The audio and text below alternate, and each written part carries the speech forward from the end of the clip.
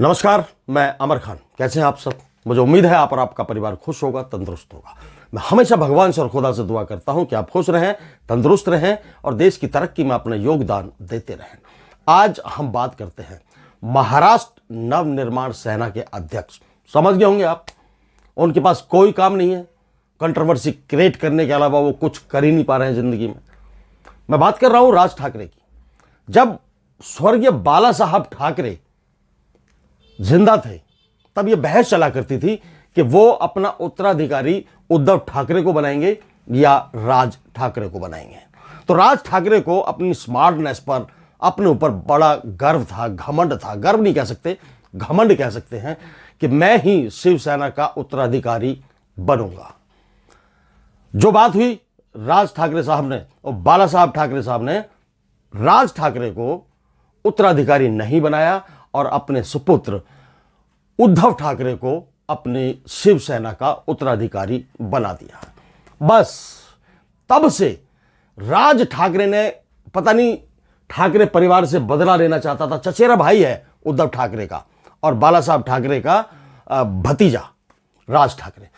मुझे इस आदमी का एटीट्यूड कभी पसंद नहीं आया जिंदगी में। ना तो शुरुआत में, ना अब, और आने वाले टाइम में भी कोई गारंटी नहीं है कि ये आदमी सुधरेगा।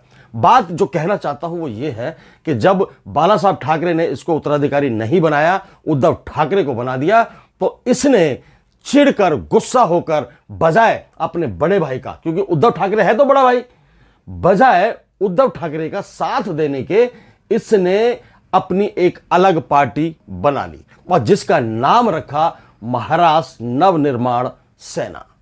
अब नवनिर्माण सेना में आप अंदाजा लगाइए कि नवनिर्माण का क्या मतलब हो सकता है कि महाराष्ट्र को अच्छे तरीके से सुधारना है, सड़कें सुधारेंगे, इसके बिजनेस को बढ़ाएंगे, महाराष्ट्र के अंदर रोजगार लेकर आएंगे, बेरोजगारी को खत्म करेंगे। बहुत सारी चीजें नवनिर्माण में आती हैं। किसी भी चीज का नया निर्माण करते हैं तो खुशबू फैलती है, सुंदरता फैलती है। और इन महाराज ने जैसे ही नवनिर्माण सेना बनाई, इन्होंने महाराष्ट्र के अंदर गंद फैलाना शुरू कर दिया।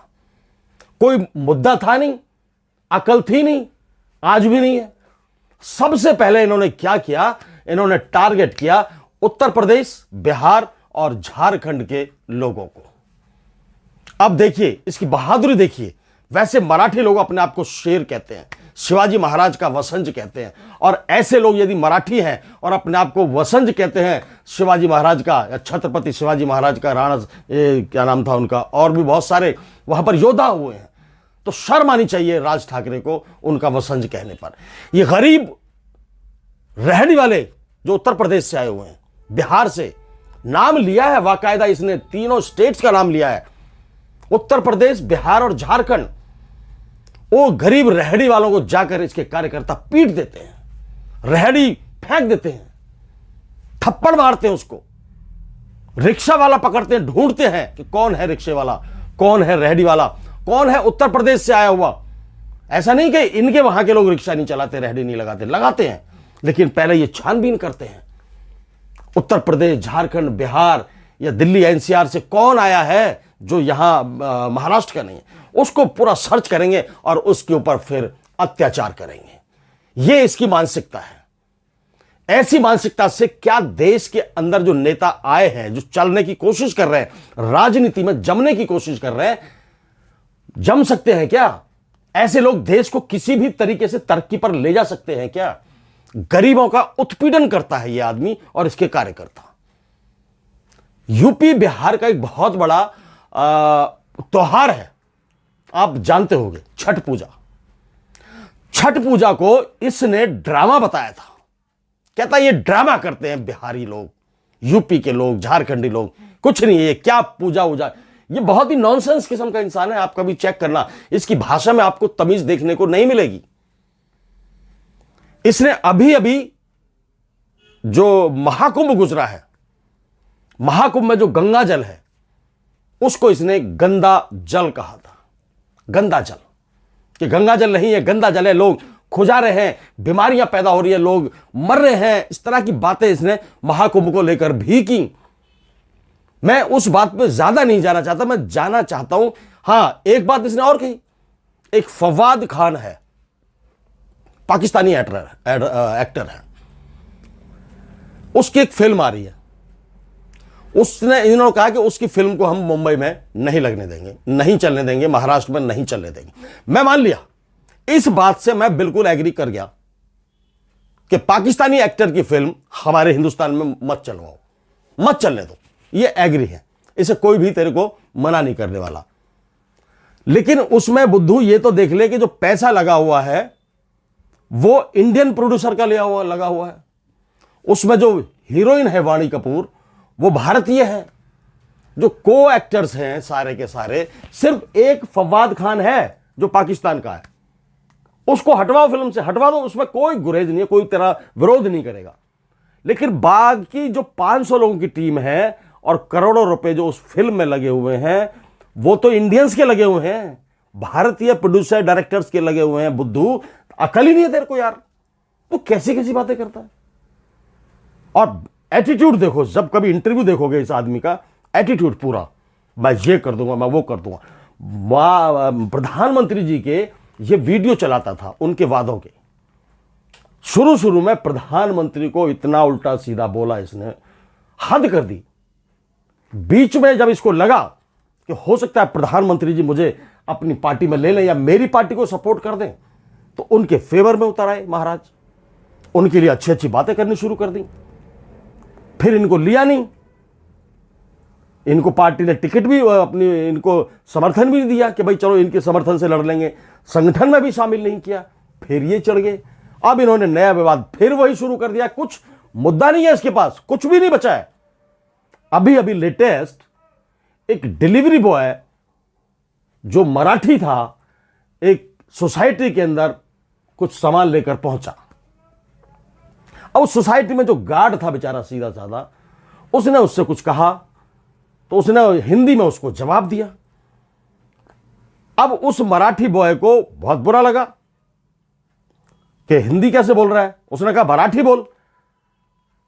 तो उसने कहा मराठी गई तेल लेने, भाई मेरे से नहीं बोली जाती मराठी, मैं भी बोल देता हूं ऐसे यार, मैं क्या, जब मेरे से कोई चीज बोली नहीं जाएगी तो मैं बोलूंगा।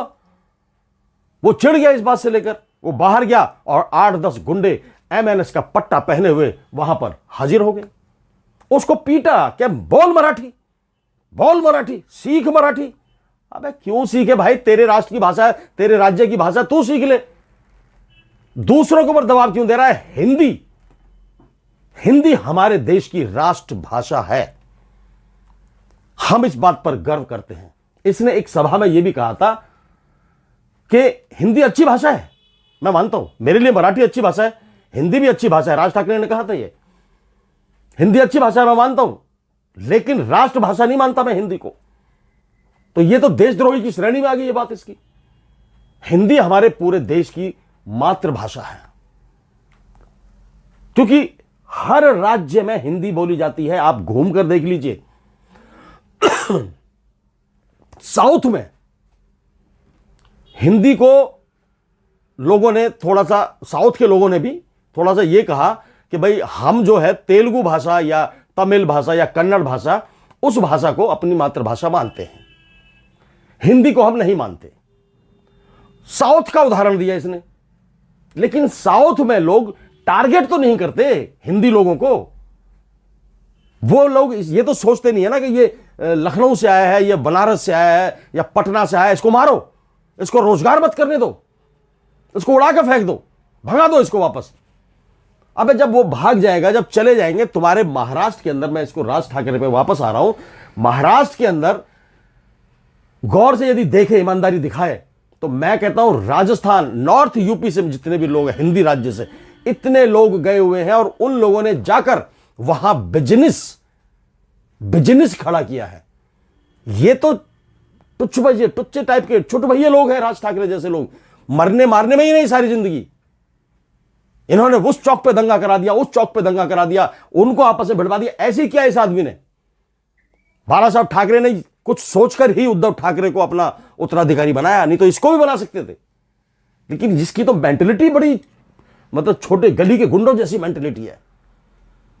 कहता है कि मैं इसको कुछ, जो यहां के लोग हैं वो ही राज करेंगे यहां।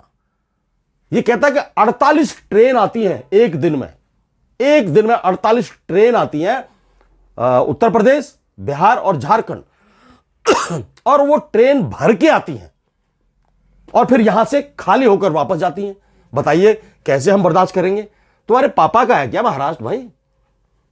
एक बंगला तो तुमसे खरीदा नहीं गया, वो भी शिवसेना में रहते हुए तुमने राजनीति करते हुए खरीदा है। तुम करते क्या हो?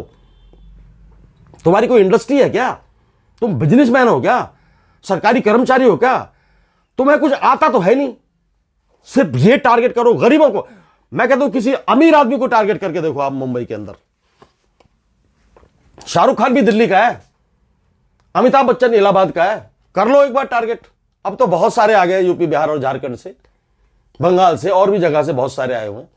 किसी बड़े एक्टर को या बड़े बिजनेसमैन को टारगेट तो करो, तुम्हें तुम्हारी औकात का पता लग जाएगा। राज ठाकरे गरीबों पर अत्याचार कर रहा है भाई, बहुत ही गलत तरीका अपना रहा है जिंदगी का यार। राजनीति करनी है तो अच्छे तरीके से कर लो ना यार, पॉजिटिव बनकर कर लो, अच्छे काम करके दिखाओ जनता को, समाज की नजरों में अपने आप की इज्जत बढ़ाओ, लोगों को रोजगार देने की बात करो, लोगों को प्यार देने की बात करो, लोगों को गले लगाने की बात करो। तुम्हारे कार्यकर्ता सीधा थप्पड़ मारते हैं, कीचड़ फेंक देते हैं बिहारियों के ऊपर। तुम्हारा महाराष्ट्र उत्तर वाले जो इधर नॉर्थ वाले लोग हैं सिर्फ उनकी वजह से चलता है, सिर्फ उनकी वजह से। अब तुम इसको लगा लो, अनिल अंबानी को लगा लो या अडानी को लगा लो, ये महाराष्ट्र के हैं क्या? इनके तो तू जाके पैर छूता है, बाप मानता है इनको भाई। ये महाराष्ट्र के तो नहीं है, मराठी तो नहीं है, गुजरात के है ना। सलमान खान भी इंदौर से है ना, सलमान खान का परिवार, उसको कह के दिखा दे, सैफ अली खान को कह के दिखा दे, किसी बड़े आदमी को, अक्षय कुमार को कह के दिखा दे, चल मनोज वाजपेयी को कह के दिखा दे। किसी को नहीं कहेगा तू। तेरे जो कार्यकर्ता है सिर्फ रेहड़ी वालों पर जाएंगे और थप्पड़ मारेंगे, उनको सताएंगे बेचारों को। शर्म आनी चाहिए तुम्हें इस तरह की गंदी राजनीति करते हुए। दिखने में जितने तुम स्मार्ट हैंडसम लगते हो राज ठाकरे जी, दिल से नहीं हो भाई, और दिल से नहीं हो तो फिर हो ही नहीं सकते आप। आदमी दिल से अच्छा होगा तो हर जगह अच्छा लगेगा। वो दिल से गंदा इंसान है तो काम भी गंदे ही होंगे उसको, जैसे आप कर रहे हो।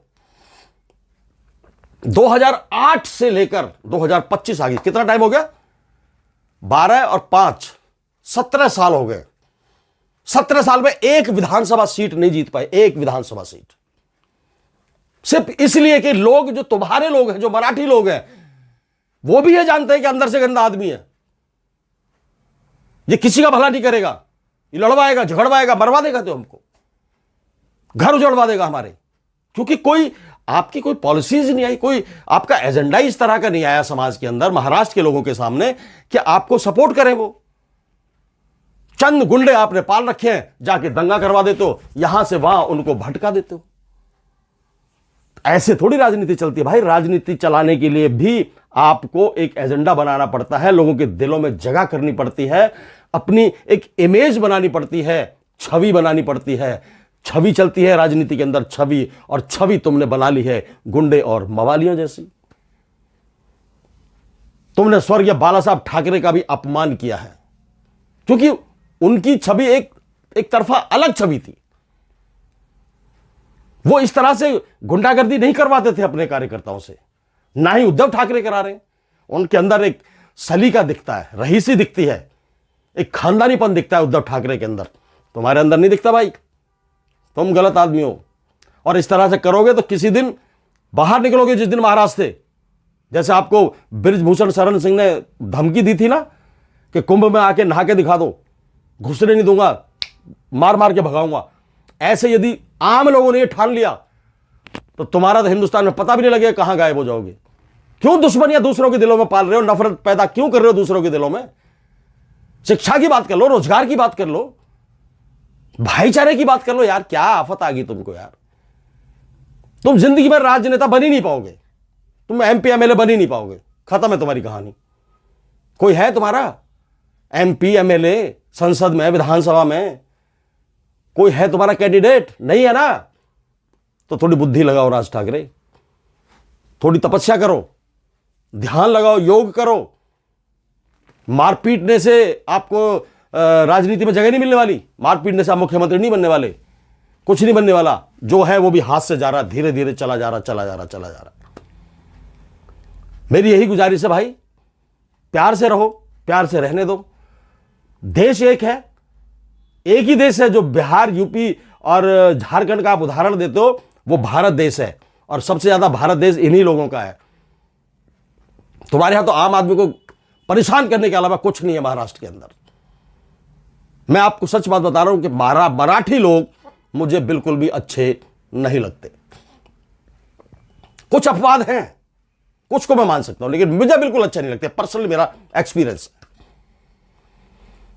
मैं राज ठाकरे जी की छोटी सी एक जानकारी देता हूं। अब क्या जानकारी देनी है, लेकिन मजबूरी है, मुझे बताना पड़ेगा। ऐसे आदमी के बारे में डिस्कस नहीं करनी चाहिए, क्योंकि यदि डिस्कस करते हैं, हम वीडियो बनाते हैं, तो इन लोगों की और ज्यादा पब्लिसिटी हो जाती है। लेकिन हमें नहीं करनी है, मजबूरी है, हमें बताना पड़ता है। इनका जन्म 14 जून 1968 को हुआ था, मुंबई के अंदर हुआ। MNS नाम देखिए, MNS, महाराष्ट्र नवनिर्माण सेना। जैसे महाराष्ट्र का कितना भला इन्होंने कर दिया, कितना दबंग उसको बना दिया, कितना मतलब जिसे कहते हैं अमीर बना दिया, प्रगति कर दी, उन्नति कर दी, डेवलप कर दिया महाराष्ट्र को। ऐसा नाम रखा इन्होंने दल का, और जीरो हो चुका है वो दल। पत्नी, इनकी धर्मपत्नी जी का नाम है शर्मिला ठाकरे। 2 बच्चे हैं, अमित ठाकरे और उर्वशी ठाकरे। पिताश्री का नाम है श्रीकांत केशव ठाकरे और माताश्री का नाम है कुंदा ठाकरे। शिक्षा सर JJM स्कूल मुंबई से हुई है। बहुत सारी चीजें हैं, ज्यादा हम डिस्कस नहीं कर सकते। जाते जाते इतना ही कहेंगे कि राज ठाकरे के पद चिन्हों पर बिल्कुल ना चलें। इसके जो कार्यकर्ता है बिल्कुल ना चलें। कोई भी कहीं से भी, देश से कहीं आ रहा है, वो महाराष्ट्र की उन्नति में अपना योगदान ही दे रहा है। जय हिंद, जय भारत, नमस्कार।